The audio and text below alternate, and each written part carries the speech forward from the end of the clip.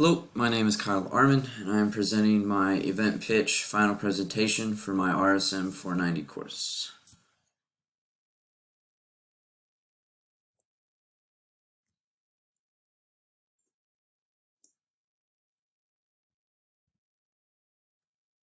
Alright, so my event is called Bark at the Ballpark.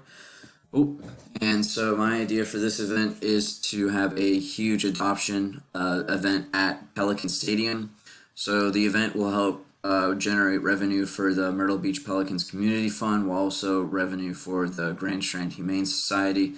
I would really like to bring out local artists and photographers, both from the Myrtle Beach area and students from Coastal, to create and capture memories for participants with their pets, allowing everyone to come together as a community and enjoy an adoption event. So some basic information. The event itself will be held at Pelican Stadium in the outfield and a little bit in the infield. The event itself will contribute a lot to the community fund, so I felt it made sense for the Pelicans to host the event. I'll aim for this event to be a single day style, so I was looking towards late April, early March timeline for really nice weather, and then towards a weekend day for more participants to be off of work. So with community involvement, I was really looking into getting people involved with volunteering, along with getting local businesses and vendors to bring out tents and trucks to promote their products and their business. While also partnering with the local Humane Society, so not just Grand Strand, but also North Myrtle Beach and the Warm Society. Partnering with them helps bring in the charitable aspect of all dogs that are needing to be adopted can come to this event. We can run it as a clear shelter event, so a lot of fees get cut and a lot of necessities are brought to people who adopt. So this type of style will help pique interest in people not only wanting to adopt, but people wanting to come out to the event. And obviously the event itself is pet friendly. So demographic that we're kind of looking for, we predicted age-wise it'll be 16 to 40, specifically because those ages are more athletic with their pets, so a lot of them will be more keen to come to the event. Obviously, it's open to everyone, especially current dog owners. Come out, bring your buddy, your dogs. They can meet new people, have friends, make some connections, along with families. The event itself will be family oriented, so obviously we're not going to sell anything that could inebriate anyone's behavior and make the event no longer safe for people. And on top of that, we'd really like if future dog owners would come out and consider adopting a dog needing a forever home. Community. So we were really looking at the community to provide not only volunteers, but local artists to help work the event. So professional photographers and artists coming out to capture memories for all participants. Inviting multiple humane societies as well can help drive up adoption for not increasing numbers of dogs and increasing volunteers. And then asking local vendors and small businesses to help set up tents, promote the event, and promote their business as well. For marketing for this event, I had some ideas. So for the coastal angle, I would look towards department chairs in the College of Humanities to reach out to students who are necessary for filling the role for the event, so the photographers and the artists themselves.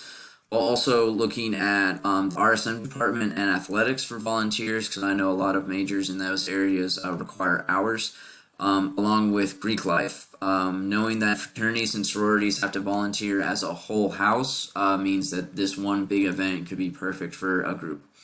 So some other ideas I looked into were getting onto a radio talk show in the local area, so the Mix 97.7. Just looking for 5 to 8 minutes of dead air to explain the event, talk about it, and promote it for people on their morning commute. I'm also looking at the Pelicans newsletter. This newsletter itself has over 1,000 recipients, so just dropping a little box in there, this will spread like wildfire.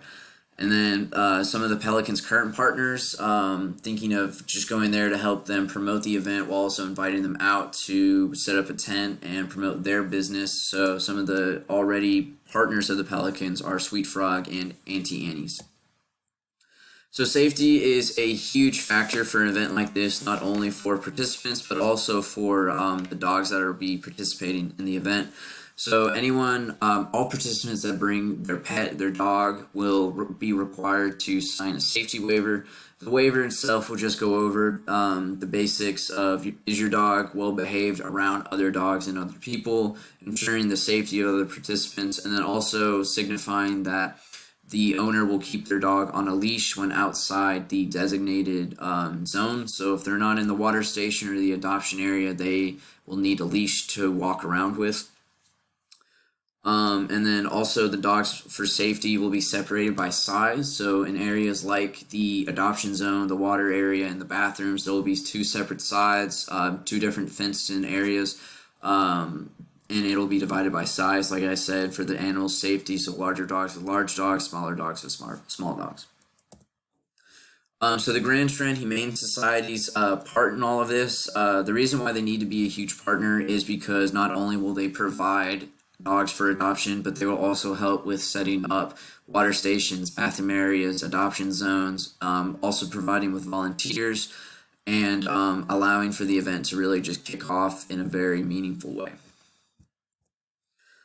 So vendors, I was really looking at the community in a very broad spectrum of bringing vendors with food trucks along with small businesses to set up tents and product areas, allowing for the community to really broadcast their involvement and bring in their own products really shows the closeness of our area. And I believe that adding local businesses like Elegant Pet Store as a shop in Market Common that sells everything from bandanas for your dogs to cat harnesses, also treats, but they also double as an overnight boarding facility. So them able to promote that and then sell product will also help their area stay open.